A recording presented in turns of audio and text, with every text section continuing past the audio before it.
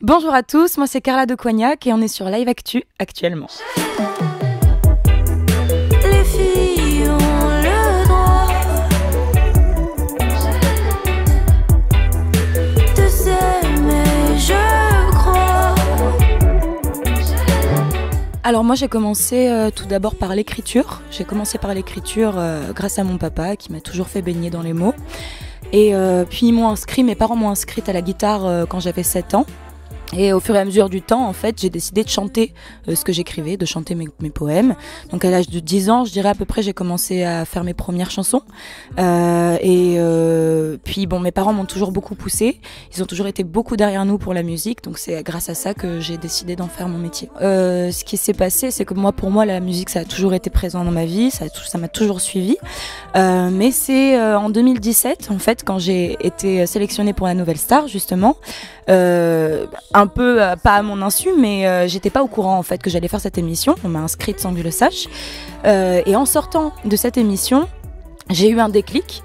Et je me suis dit ok, c'est où que j'aille, la musique est là.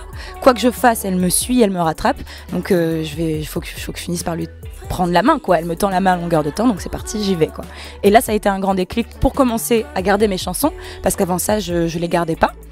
Donc j'ai commencé à garder mes chansons à partir de là, et puis j'ai eu cette immense opportunité de pouvoir proposer des chansons à Louane justement.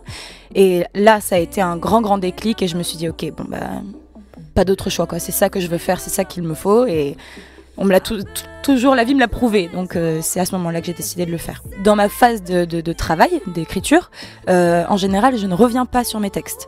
C'est ce qui sort tout de suite. Ce qui vient tout de suite, c'est très spontané, très sur le moment, sur le tas, avec ce que j'ai reçu dans le visage, dans toute la journée ou dans tout le mois. C'est comme ça que j'écris, c'est comme ça que je suis inspirée.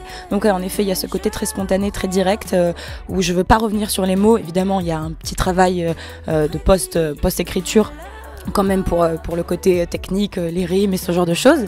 Mais en général, ouais, c'est du direct. Je me pose pas de questions en fait.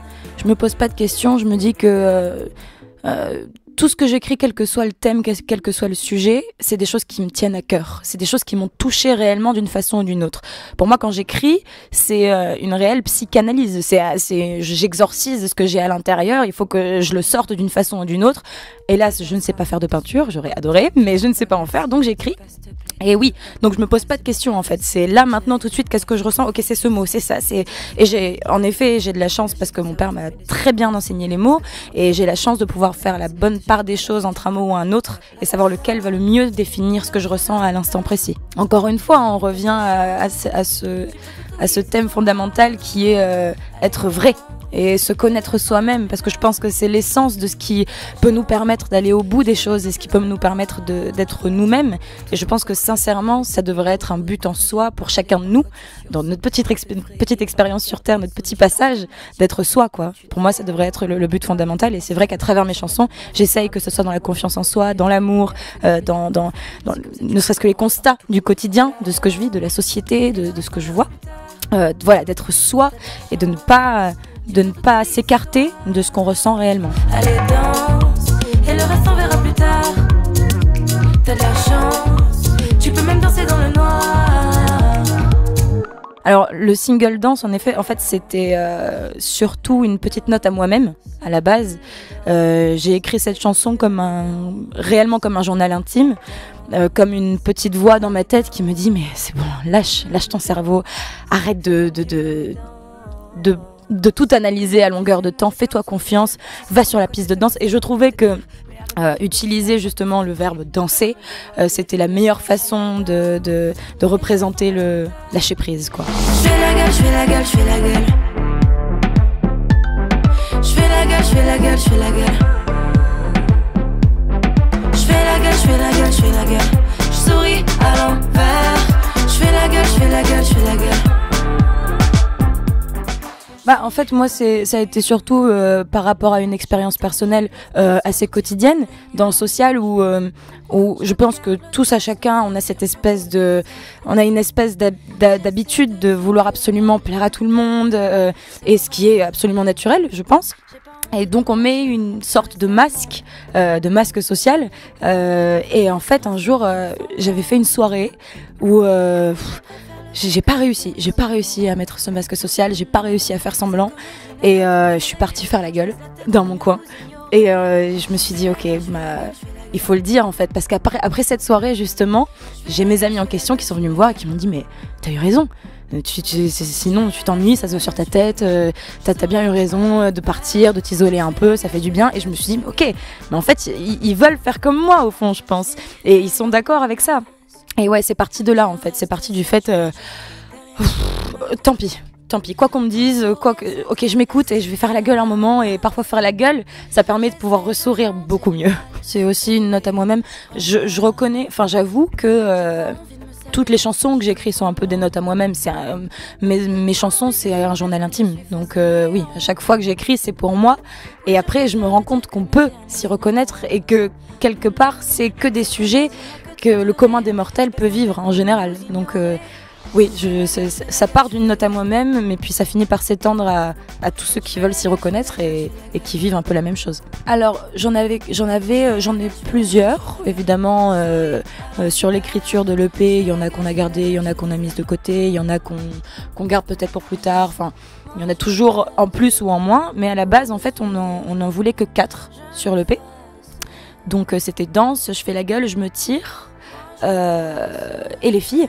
Et puis on a décidé de rajouter les amants, cette dernière chanson en acoustique, qui est c'est rigolo parce que c'est la dernière chanson sur l'EP, c'est la dernière chanson qu'on a décidé de garder, et c'est la première chanson, moi, dans mon histoire, dans mon expérience, que j'ai gardée et que j'ai décidé d'exploiter en public ou avec moi-même. Enfin, c'est vraiment ma première thérapie que j'ai gardée, quoi. C'est un truc que j'ai vécu, ouais, c'est une histoire qui m'est arrivée. Ma première grande histoire d'amour que j'ai voulu partager parce que encore une fois, c'est des choses, je pense, qu'on ressent tous, qui qu'on soit, d'où qu'on soit. On a tous ressenti cet amour puissant, à la limite toxique, dépendant, qui nous a brisés, mais qui nous a tellement construit aussi en dehors de tout ça. Et moi, mon message dans cette chanson, c'est ça. C'est pour ça que je finis par dire laissons le droit aux amants. C'est que l'amour, quelque part, pour moi, c'est un tout. Pour moi, c'est vraiment toute ma vie, et c'est tout ce qui me construit, que ce soit dans la bouffe, que ce soit dans l'écriture, que ce soit dans le cinéma. Ce que tu aimes, ça te fait vivre. Donc voilà, pour moi, c'est le message que j'aimerais véhiculer autour de cette chanson. Pour moi, la joie passe par une déception, la victoire passe par une déception. Et être déçu de quelque chose, être blessé, ça te permet de te rendre compte que t'as gagné. Parce que quand t'en sors, quelle que soit l'épreuve, quand t'en sors, t'es gagnant. Si t'as décidé de te battre, t'es gagnant. Donc c'est important de se rendre compte que plus il y a de défaites, plus il y a de victoires. Pour moi, ça va dans ce sens. C'est une défaite parce qu'après, il y a une victoire. Non, pas l'inverse. Pas une victoire et après une défaite parce que tu as fait quelque chose de bien. Non, c'est l'inverse. Pour moi, tu passes par quelque chose de terrible parce que tu tends à devenir quelqu'un d'heureux, quelqu'un de bien, quelqu'un qui se rapproche de toi. Et voilà, être soi à 200%. Pour moi, être adulte, c'est ni un âge, ni une situation sociale, ni ces choses-là. Pour moi, être adulte, en effet, ouais, c'est être accompli, être épanoui, avoir vécu assez d'expérience pour pouvoir trier ce qu'on aime et ce qu'on n'aime pas. En fait, évidemment, je me considère encore comme une adolescente, voire une enfant, non pas par naïveté ou par innocence ou quoi que ce soit, mais de par ce que j'ai vécu et de par ce que je ne sais pas encore. J'estime qu'être adulte, c'est ni un âge, ni une raison sociale, ni quoi que ce soit dans ce genre. C'est réellement être allé au bout et savoir ce qu'on aime et savoir ce qu'on n'aime pas. Savoir la part des choses de ces choses-là, pour moi, c'est être adulte. Pour moi, c'est hyper important de garder une part d'enfance en soi. Parce que sinon, t'as raison, c'est monotone. Enfin, tu t'es plus émerveillé de rien. T'es blasé, en fait, si tu gardes pas cette part d'enfance en toi. Parce que être un enfant, c'est aussi une grande chance. Je pense qu'on a tous envie de retourner un petit peu à notre enfance, d'une façon ou d'une autre. Alors pour l'instant, avec la situation sanitaire, c'est un petit peu compliqué de se projeter sur une quelconque tournée. Mais évidemment que je vais finir par venir vous chanter mes chansons en vrai. Quoi qu'il arrive, je me battrai pour et je le ferai.